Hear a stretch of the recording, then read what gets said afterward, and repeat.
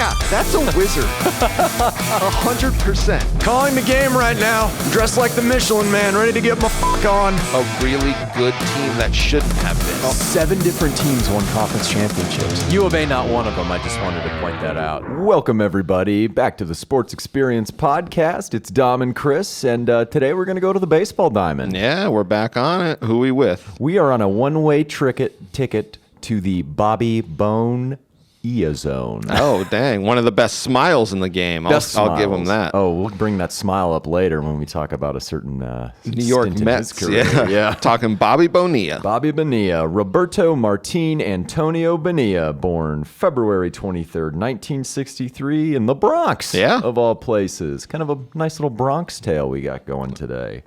New Yorker through and through, though. I mean, very proud of where he came from. Grew up very poor, though. Grew up very poor in the Bronx, near University Avenue and 175th Street. His dad was an electrician, and his mom was an educated type. She later got a graduate degree in social work. Yeah. And, it was a very...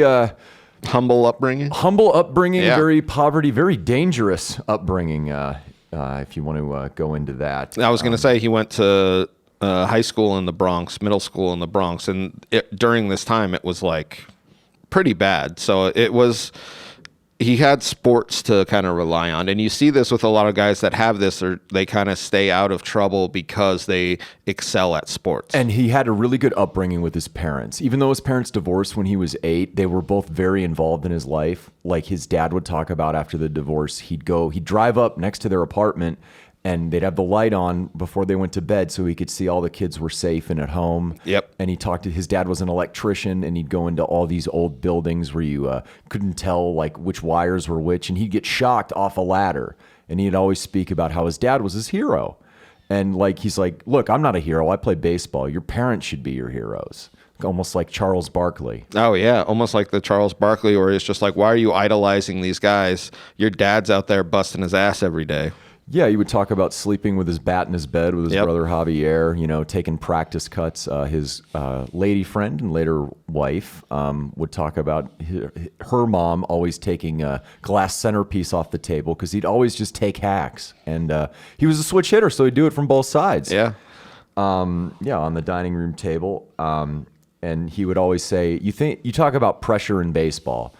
Pressure is growing up in the Bronx, poor, seeing junkies strewn about your apartment building, like with needles in their arms, or he saw a guy chase another with a 22 down the street when him and his friends were going to play some pickup basketball. Well, we talked about this with Sterling Sharp, which is a completely different. He grew up in the country and they worked all these hours, but it was like for these guys, like sports became like this relief where like they didn't have to worry about what's going on around them, or he didn't have to like pick up an extra job kind of thing. So like that's where we see Bonilla really start to excel, and we see this in his high school. Where did he go to high school? Herbert's H. Lemon High School. Yeah, Herbert Lehman in the Bronx. Yep. The sad part was he was a superstar in high school, but scouts wouldn't want to go watch him because fear of getting murdered. Well, this is the thing I thought was ridiculous was he probably was a great high school baseball player, but literally was completely unscouted to the fact where he didn't even think that he could continue on with his baseball career, even though he was he went a prospect. He went to a technical school for like a semester, kind of like after high school. He thought he was studying computer sioence. That's where he thought his future was going to go. But you can't find the hidden gem. Like, come on. It's like what would they do? The scouts, just kind of drive by the stadium and then speed up again. Well, I imagine it has a lot to do with race, especially in this time too. He talked about the racism he encountered, like going to a school with white people. He said he never encountered it in the neighborhood, but taking like an hour-long bus ride to and fro, and people saying they were going to kill him and things like that. It's like, man, it sucks to be you right now, even though you're a star baseball player. Yeah, no, it's pretty ridiculous to look back and think that we almost missed out on this great baseball player, and how many other baseball players we really missed out on because there wasn't this. And still. Yeah, and he had talked about it. There were so many good players within New York City for baseball. I mean, everyone associates New York City with basketball, like we talked with Chris Mullen, but like he said, just people wouldn't come and watch because, you know, they're not playing AAU tournaments or they're, you know, in a relatively poor and dangerous economic area. Yep. But his high school coach, Joe Levine, went to bat for him after his senior season because he found out they were having a high school all-star game or high school traveling team that went to Scandinavia to play exhibition games. So the story goes is he kind of cooked his stats a little bit. Like he was a great high school player, but he maybe inflated him a little bit to get him on the team. Yeah, because he could be like because Bonilla in 1981 was not drafted by anybody in Major League Baseball, which made him a free agent. So Levine gets him on this team, and by basically just, you know, fate or luck or whatever you want to call it, one of his teammates, Jim Thrift, his father was a scout for the Pirates. Yep, the Pittsburgh Sid Thrift. Pirates. Yeah, Sid Thrift. And saw him because he was out there watching his son on this European tour and was just like, wow, who is that? Who did he get drafted for? Oh, no, he's wide open. Okay. Yeah, it's just like, who holds his draft rights? Yeah. Nobody? Oh, well, here's a contract. Son. Yeah. And that was the thing we were talking about before was like, he was so quick to be like, no, let's get this guy a contract now, because I imagine other people started to see him on this European tour like, who is this guy? Where did he come from? Yeah. Oh, you didn't watch my games, you pansy white jerks. But anyway, he signed by the Pirates. He kind of struggles early in his minor league career, though. I think a lot of that is due to just his inexperience, because I'm assuming in New York, spring baseball really isn't a thing. No. Due to the weather, they're playing in gyms and shit. I bet it was a very different time, and then he ends up breaking his leg. Yeah, so his first couple years in the minors, he hits 212 and then 228, but those are his 18 and 19-year-old seasons. Yeah. And you know, he's living on $600 a month. Most of that is going to calling his girlfriend and his family back home because he's down in Florida. Yeah. Yeah. But in 1983 with Alexandria in the Carolina League, Bull Durham, by the way, he hits 256 with 19 doubles, 11 home runs, and 59 RBIs. And the thing about Bonilla is, if you don't know, if you Google him, if you're a large switch-hitting power hitter, teams are going to give you more leeway than if you're a light-hitting infielder. I was going to say, and they could see that he has obvious room for improvement when he's hitting 200 and 200, and then he goes up to the Carolina leagues and hits 250, and they see that improvement, and they're like, oh, here we go. This is what we were hoping for. Yeah, and then because with that switch-hitting power, guy, they like you were saying, they're pretty much just like, no, we'll wait and see what happens until the very end and be like, he's 28, let's cut him. Yeah, it's like, well, let's wait till his age 22 season. Yeah. He's playing Winter Ball 2 in Puerto Rico, which is good for him as far as development. Good story. After his 84 season, where he goes 265, 19 doubles, 11 homers, and 71 RBIs, he marries Millie, his high school sweetheart. Yep. They talked about, because they had almost no money, one of his teammates, Juan Augusto, paid for the wedding license, which was $22. Oh, that's awesome. And his wife said she bought these cheap gray shoes, which turned her feet gray. Oh, yeah. But like you had brought up before, 1985. Okay, yeah. Yeah, he's in a collision with Bip Roberts. You know who Bip Roberts is? Let's get into it. I don't know if you remember those old Beckett commercials, but Bip Roberts was one of my favorite players growing up for the Padres. Him and Tony Gwynn were looking through a Beckett book. Oh, yeah. With the baseball cards. He's like, man, Tony, my card's worth $500 in mint condition. He's like, man, you're talking about Robin Roberts. Your card's worth only 4 cents. When it's Kermit the Frog voice. He's like, so good. He's like, 4 cents? 6 if in mint condition. 6. But anyway, him and Bip Roberts collide in the outfield, and he breaks his leg. Yeah. And it's a pretty horrendous injury. The Bonilla said that the Pirates almost gave up on him after that. Well, especially in this era, it was an injury that they were unsure if he was going to come back from and be, the same player, the same prospect that they were hoping. And because he was on the doorstep of the major leagues before this, and then he gets sent back down to the Carolina League. And yeah. So then we see in one of the more interesting things that MLB has, We see him get picked up by the White Sox because of the Rule 5 draft. So he rehabs his injury, right? And, he's kind of back on the doorstep of the big leagues. And there's the thing, as Chris brought up, the Rule 5 draft in Major League Baseball, which means it's kind of evolved over the years as far as the rules. But generally what it is now is if you have a 40-man roster of players on your Major League roster. Granted, you only play 25, but you have a roster of 40. What teams can do based on previous year's record is you can take any minor league player who's not on the 40-man roster and just put them on your team under the condition that if you Rule 5 draft these guys, they have to stay on your roster for the entire season. Otherwise, they revert back to the team they were on previously. So the White Sox pick him up, and because of this, he makes his Major League debut sooner than expected. Well, and the reason why this came into play was they didn't want teams just stacking up youth players and then sitting on them. They want these youth players to come through, and that's exactly what happens with Bonilla. Is the White Sox aren't as deep as the Pirates at this time. He goes to the White Sox, and then they give him his debut, but I mean, this is the thing that I found with Bonilla is he really needs the right situation. Yeah, and what ends up happening, so with the White Sox, he hits 269 with 2 homers, 10 doubles, and 26 RBIs. What ends up happening, though, is the Pirates are like, oh, my God, now that he's finally healthy, let's bring him on back. Yeah. So they trade Jose De Leon to the White Sox, and Bonilla comes back, 256, 3 homers, and 47 RBIs for him. And this is in 87. This is 86. 86. Yeah, because he splits 86 with both teams. Yep. You know what's funny? I always had his baseball cards. He was kind of a favorite player of mine, a non-Padre back in the day. I'd always be weirded out seeing like his first season, it said CHW/Pitt. Yep. And I always wondered why he played for the White Sox after knowing that he was in the minors for the Pirates. Yeah, for half a season. Yeah. Started at third base. In 1987, Yep. and was great at the plate. I mean, he hit 300 with 33 doubles, 15 RBIs, and 15 homers and 77 RBIs. And in 88, he's an all-star. I mean, and at this point, if you don't know, the Pirates are building a juggernaut. Yes. As far as young players, and we'll get into some of them later, but he's a first-time all-star in 88. 32 doubles, 24 homers, 100 RBIs, hitting 274, and he wins his first Silver Slugger at the hot corner.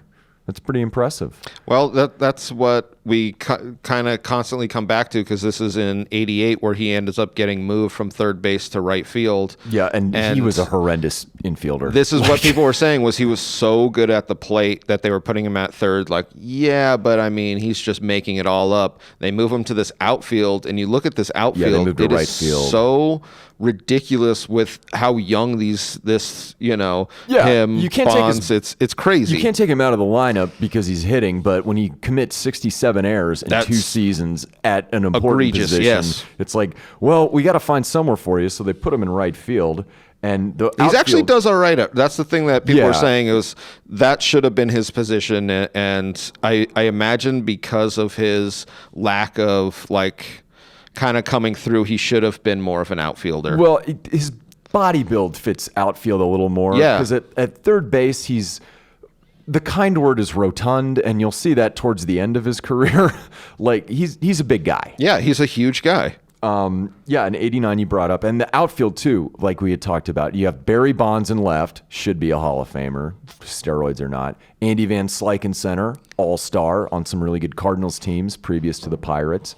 And then Bonilla in right. Yeah. You get 3 all-stars. And 89, all-star again, 281, 37 doubles, 10 triples.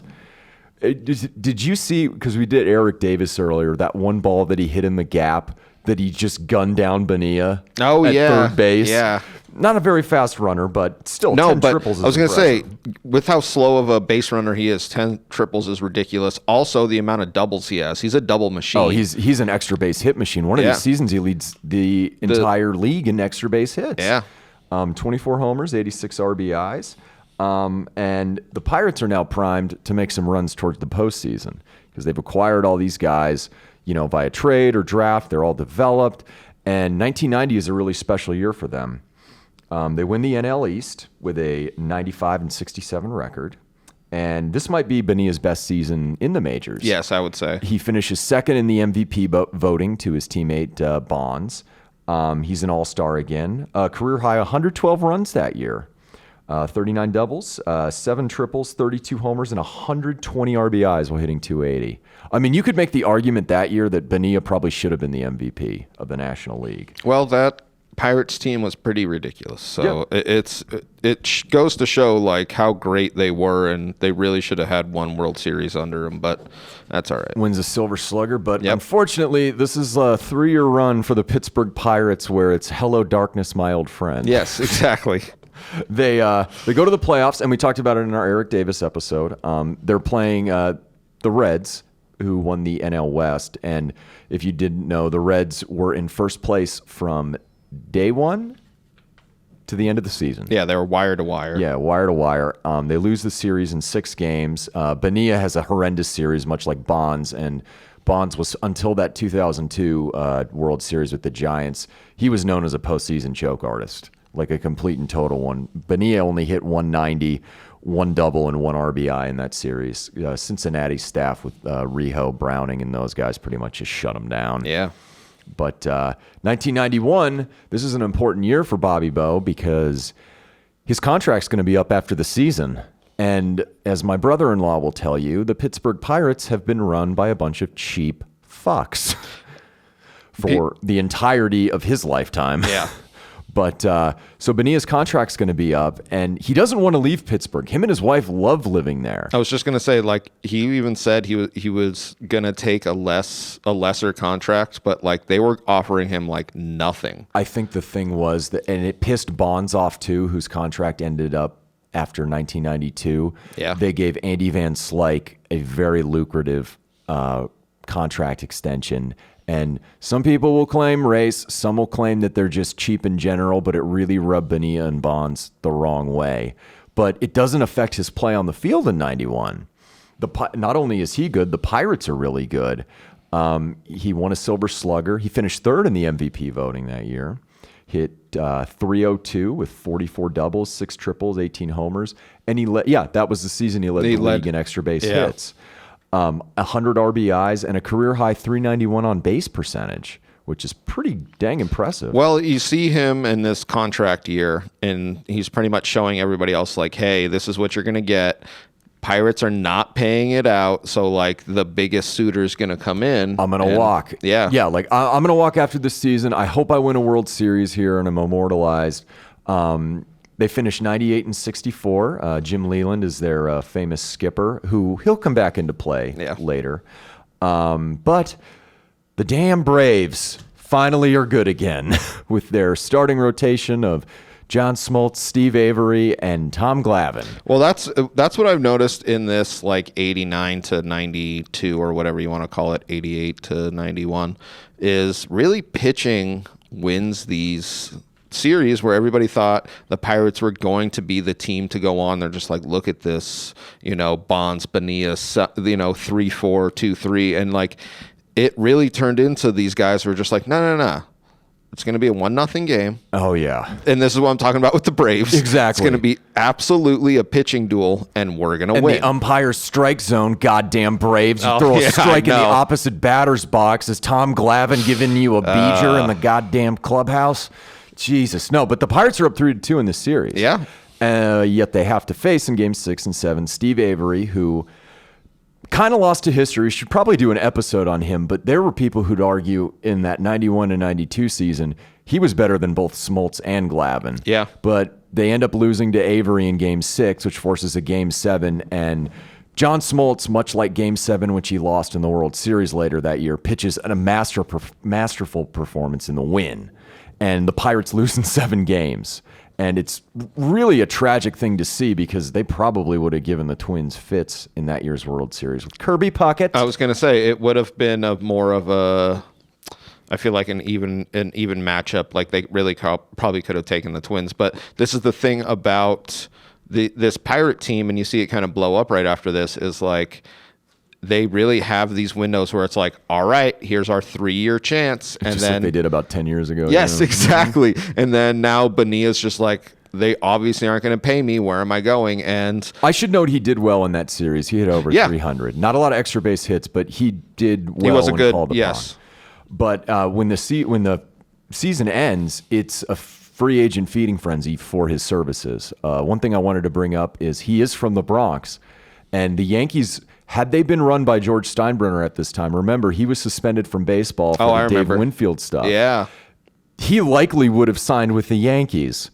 But then he makes a terrible career choice. Well, it's something that you can't really see. You know, he probably was thinking like, look, the Mets are putting money in. They're putting a ton of money into me. They put a ton of money in the offseason for other people too. So like that was what the envision was, and man, did it go bad. Oh my God. I saw this old clip. It was like leading into the 92 season. Who are the favorites in the NL East this year? Oh, it's the Mets. They have to be. It was 100%, but it was a bunch of guys who had never played together, and they ended up like, it's hard to even say what happened with that team. There's a book called The Worst Team Money Could Buy. Yeah. And you know who's on this team later in the year too? Another guy we did an episode on, Jeff Kent. Oh, really? Jeff Kent makes it on that? Because remember, he was traded from Toronto in 92 for David Cone. For David Cone. So Bonilla signs a 5-year, $29 million contract, which is without a doubt the biggest contract I saw. It's weird to think 30 years later, $29 million. Guys are getting over that a season now.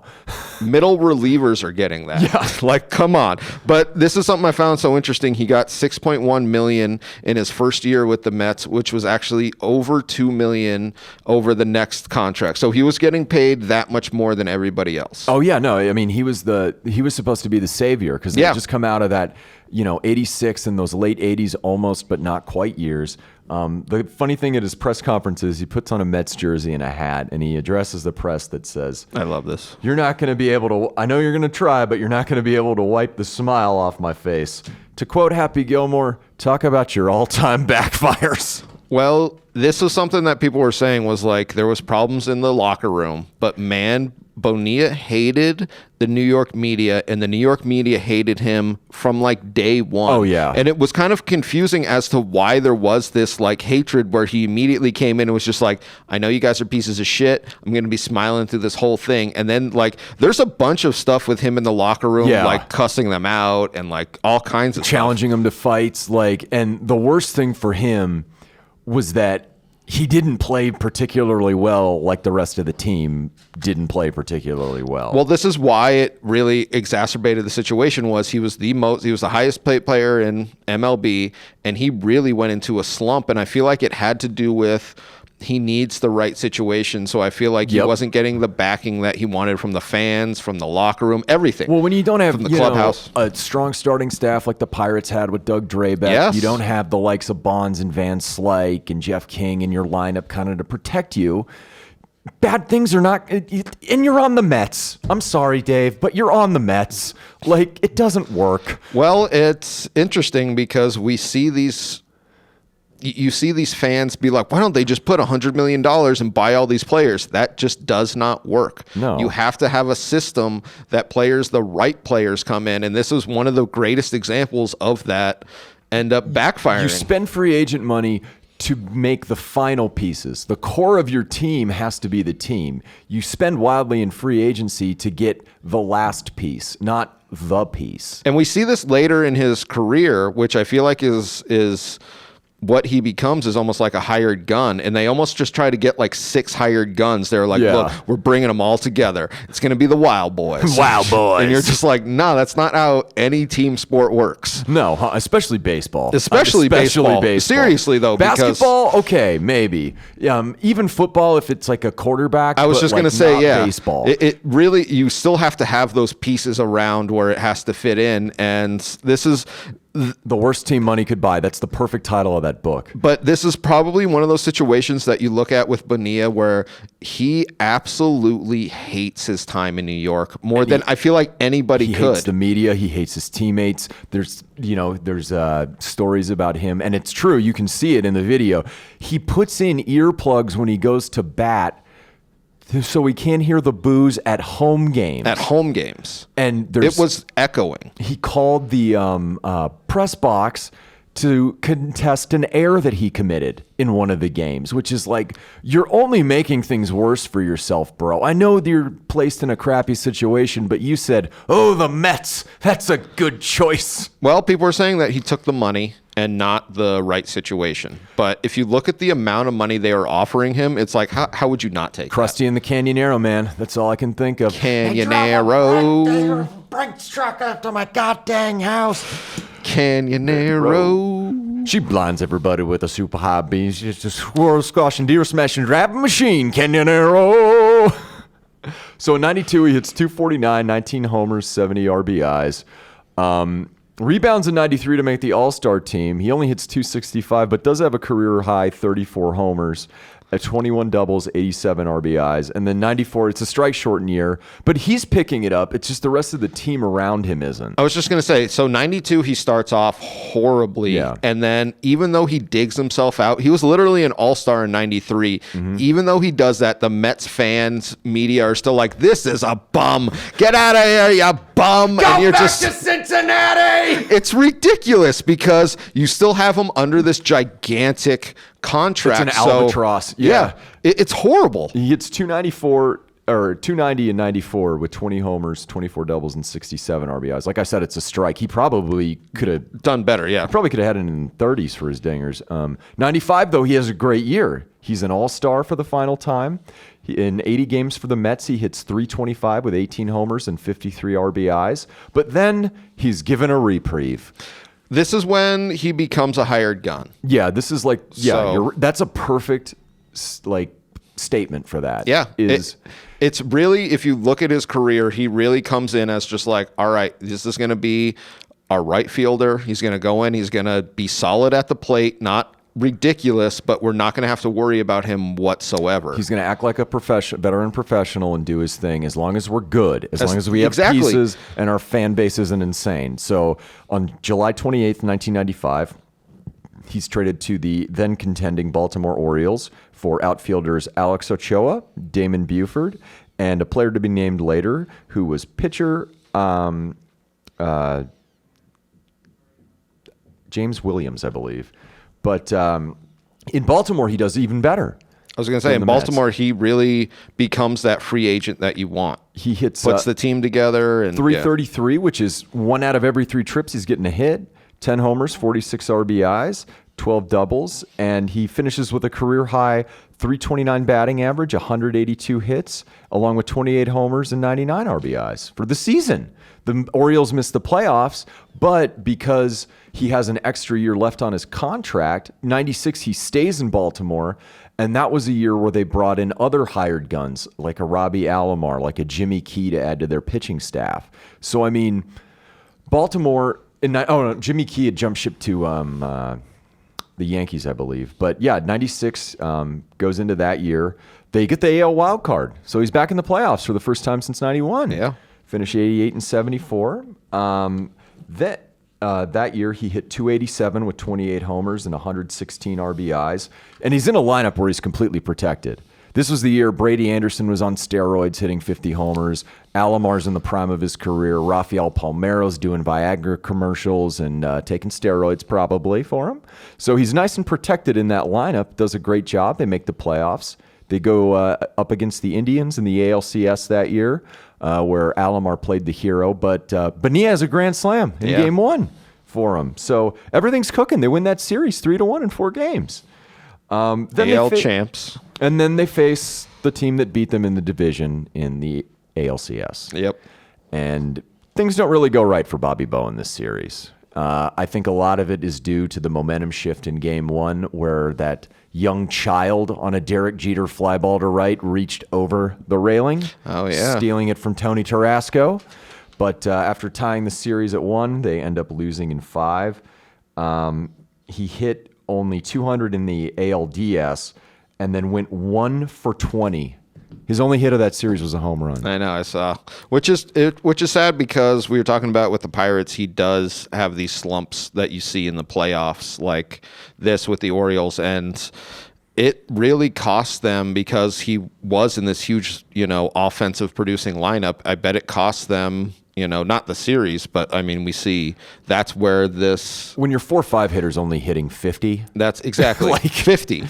Yeah, not 100, 50. 50. So that's what I mean, where it had to have been just that huge slump for them. And like you were saying, there was a huge momentum shift in this series. Yeah, so 97, he's a free agent now after the 96 season, heading into 97. And he's a part of many hired guns, which the Florida Marlins bring in. This is the only time that I feel like this has ever worked. Yeah, Like, it literally is. In baseball history, the 97 Marlins, it's the only time. and I feel like they literally, this was like they scouted it out like, all right, these guys are veterans. They know what they're going to do. We're going to bring in all of these pieces, and it's going to be for 1 year. Yeah, Wayne Huizinga, blockbuster guy.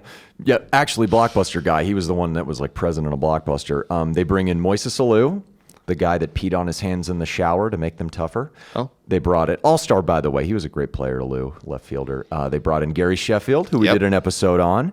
Devo White. So they basically bought their entire outfield for that season. And the strong pitching staff led by the likes of Kevin Brown, Levon Hernandez, and Al Leiter. And they're good, finally, for the first time in their short history. Yeah. And Bonilla's a big part of that. He's moved back to third base this year, actually. Oh, yeah, I because saw that because put they're so stacked. They put Sheffield in right field. Yep. Yeah. But he has a solid season. He hits 297, 17 homers, 96 RBIs, 39 doubles. Yeah. And I think a lot of that is attributed to the dimensions of the ballpark. Oh, interesting. Yeah, a lot of it is that they're playing in the Dolphin Stadium. Yeah. So the fences are way further back, and they're like tarping off the very top. Except that year when they were popular, they were selling out the stadium. But Bonilla has a great season. So do the Marlins. They make the wild card that year, so they make the playoffs for the first time because of those big bad Braves. Oh, yeah. In the NL East. They play in the ALDS or NLDS, excuse me, against the Giants. We brought that up in the Jeff Kent episode, where it's just a weird series.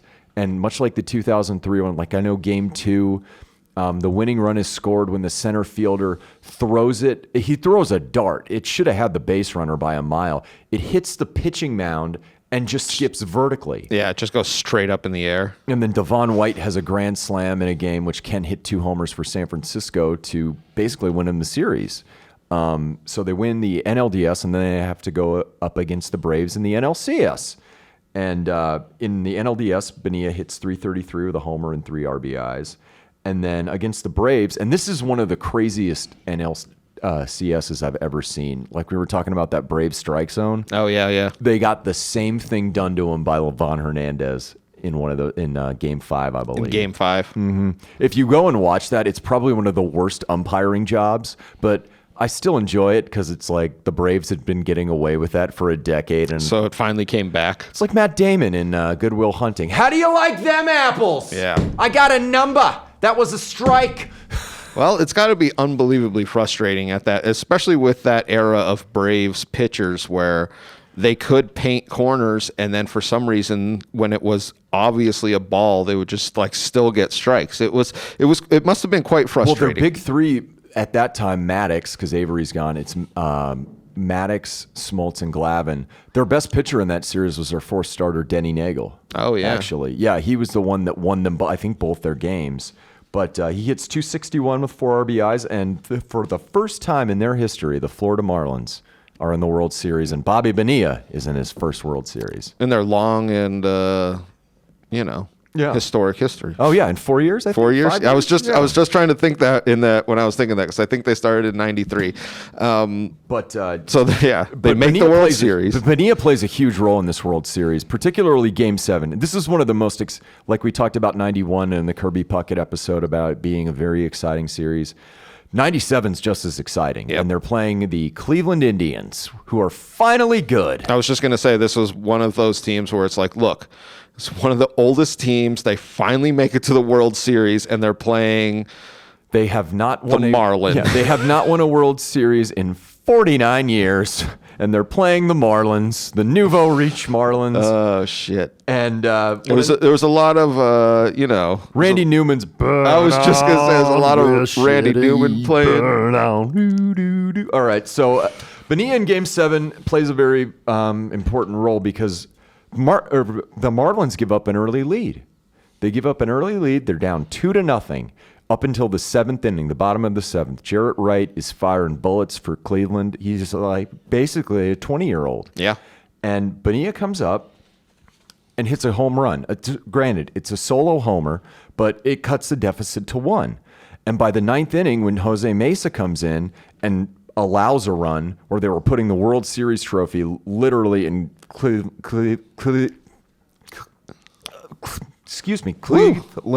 clubhouse. Couldn't get that Cleveland clubhouse out of here. It was stuck in Cleveland clubhouse. But they literally put it in there, and then you see this happen where like the guys are like taking it out. So if you're in this like Cleveland team, you see the World Series trophy coming in, and then they literally are taking it back out like, oh shit, they just scored another run. They did the same thing in '86 with the Red Sox. Yep. Yeah.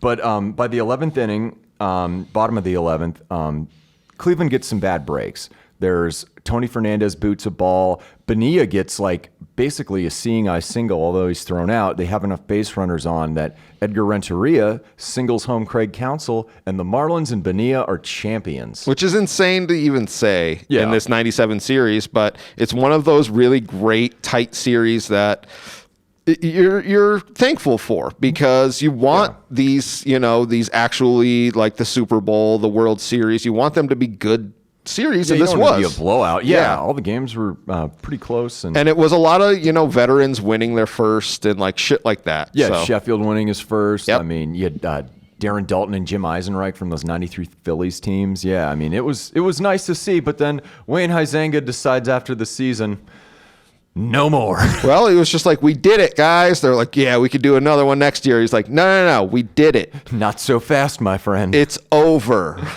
And it was over because they just kept selling off pieces. Like Kevin Brown, they traded to the Padres for, granted, he was a great player for the Marlins on their next World Series team, Derek Lee. You get rid of your number 1 starter. Devon White goes to the Diamondbacks. Sheffield, who we'll bring up, goes later with Bonilla to the Dodgers. But yeah, it's pretty crazy what ends up happening. So in '98, he sticks and stays with the Marlins. But by that point, they're ready to get rid of him. Yeah. They're ready to get rid of him and his salary, as well as Sheffield and his salary. And as we brought up in the Sheffield episode, he doesn't want to leave. Well, he's the linchpin of this whole trade is Sheffield. But they want to get all of the big money people off their team. And what ends up happening is on May 14th, 1998, Manuel Barrios, Jim Eisenreich, Charles Johnson, their starting catcher, and Gary Sheffield, along with Bonilla, are traded to the Dodgers for Todd Zeile and Mike Piazza. I think Piazza maybe spent 2 weeks with the Marlins. With the Marlins, yep. Yeah, we saw that, and it's an interesting trade here because you see the Marlins are just like, no, we're dumping, and then they really didn't care if Piazza kind of came in. Yeah, they were trading for Piazza specifically to dump salary and specifically to trade Piazza somewhere else, which we'll bring up later. And after that season, and this is kind of like the last productive season of Bonilla's career. If you think about it. He had only 249, 11 homers and 45 RBIs. And after that half season in LA, he's a free agent again because they wanted to get rid of him to get players back. I was going to say they both kind of had the same idea there. Yeah. Like they were just like, nah, we're salary dumping on each other. So in November 98, he's a free agent. Oh, God. But he ends up getting traded. Oh, he gets traded. Yeah, no, you're right. You're right. Free agent. Yeah, I screwed that up. But yeah, he gets traded. And where does he get traded, Chris? This is what is so ridiculous, and why, as an organization, you would go back and get him. I know he's a veteran. I get all that, but like the fucking New York Mets decide to go back and bring Bobby Bonilla and put him back into the orange and blue. And I fool me once, shame on me. Fool me twice, or shame on you, shame on me. Yeah, there you go. Deal. Sorry. There's a lot of shame in this one. It's just shame. The Mets are just shame. Shame. So yeah, November 11th, he's traded for closer Mel Rojas, and it's just a disaster. Right away. I mean, in the 99 season, I do want to bring up, they don't happen very often, but the Mets are good in 99. Not good enough to overtake the Braves, but they're good. And they have good young outfielders, too, that they're trying to bring up and, like, make good. The problem is those guys are getting playing time in front of Bonilla, and he just turns into a toxic asshole. Well, he felt like he should be getting the starting job every time, which sometimes you feel like that. And he's really clashing with the manager, Bobby Valentine. And this is where you see him start to have like a disconnect with the team. And that's when him and Ricky Henderson are just alienating themselves. Henderson's not being as much of a jerk as Bonds. He's just like, well, they brought me into play and I'm not playing. I'm just going to hang out. I'm not going to be toxic. I'm just going to hang out. Yeah, I'm just going to hang out. And the Mets are good that year enough to make the wild card, even with Bonilla hitting 160. I know, it was horrible. They go into the NLDS against the Diamondbacks, who are making their first postseason appearance, and they win on a game-winning homer by backup catcher Todd Pratt. And they find themselves in the NLCS against the Braves that year, obviously, because the Braves always made the playoffs during this era. And they go in a 3-0 hole in that series. This was the John Rocker series. You can look that up. Anyway, they go in a 3-0 hole, but they win games 5 and 6, or 4 and 5.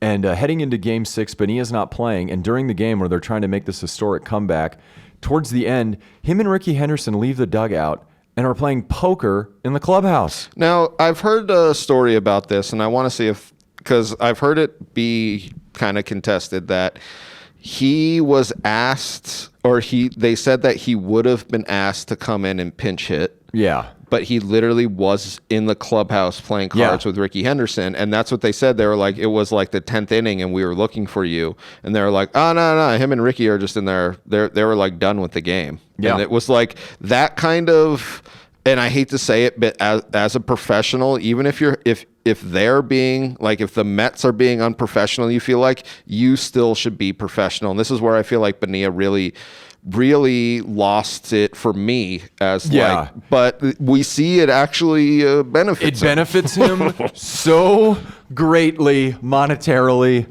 and we're going to get into this before we talk about that. 2000 and 2001, he's with the Cardinals and with the Braves. Doesn't really play a lot, doesn't do very well. But the most important thing is what happens after the 99. He retires after 2001. 99 off-season is where we get weird. Let's do it, Chris. So 99 off-season, the Mets are done with Bonilla. They still owe him $5.9 million. Mm-hmm. In this, and I was looking this up, this happens way more than we think it does. Yeah. But this one actually is like standout because the Mets have always hated Bonilla. Yeah. So what they offered him was... They want to get rid of him. They want to get rid of him. They want to get him off the books. So what they offered him was deferred payments. Yeah. And they offered him deferred payments at an increased rate that stacks over time. Yeah. So he's getting like $1.1 million a season from 2011 to 2035 if he forgoes that almost $6 million that he is owed in the 2000 season. So he's almost getting 5 times as much money. And this is the thing that people are like, why would the Mets make this because it seems like such a bad trade? Yeah, because there's a couple of reasons. It was actually brought about by Bonilla's agent, Dennis Gilbert, where he said, okay, you want to get rid of him? He'll defer the payments. Yeah. He hasn't, he's saved his money. Does he need the $6 million now? It's like that question. Would you take $1 today or 102 weeks? Yes. And that's what Bonilla did. And they have this every single July 1st. They have it. Is it July 1st? Yeah, July 1st. It's Bobby Bonilla Day, where he gets $1.1 million from the Mets. I want to say this, though. This is what people kind of don't understand is they let Bonilla go to open up salary cap. So they can get more players for another postseason run, which they made the 2000 World Series. So here's my question. For an organization like the Mets, where money really kind of doesn't matter, is fucking $25 million worth a World Series run? Yes. Spread out over 25 years. I 100% agree. 30 million, whatever. But this is where it gets particularly weird. The Mets owner, Fred Wilpon, is thinking, we can make a World Series run, A. B, I am making money hand over fist right now through my investment guy because... $25 million 20 years down the road doesn't mean anything if we win a World Series. Well, and who's his investment guy? And this is the problem. His investment guy is Bernie blanking Madoff. This is what I found. Of Ponzi scheme fame. This is what I found so interesting about this deal was they gave him an 8% increase, which was pretty big for the time. Yeah. But what the Mets owners said was, I can invest this money at a 10% through Bernie, so I'm actually technically making money. They almost signed Bonilla at 10% because he's just like, well, it's just going to be a stale deal. Talk about your all-time backfires. It is such a ridiculously shitty deal for the Mets because of this thing that they thought there was going to be a lot more cash generation than there ever could be. And then Bernie 2008 comes. Thank God, buddy. What a complete and total shit show. But kudos to Bonilla, though. You know that Bonilla actually had deferred payments from the Orioles, too? Did he really? Yeah. Not anything crazy, probably, but this is how common this is you see a guy go into free agency, they owe him like $2 million, and they'll be like, all right, we'll defer it. So, like, they have these contracts laid out where it's like, this is why his agent was so like, he'll do it again. Yeah. He has this money. And they were like, oh, okay. Okay.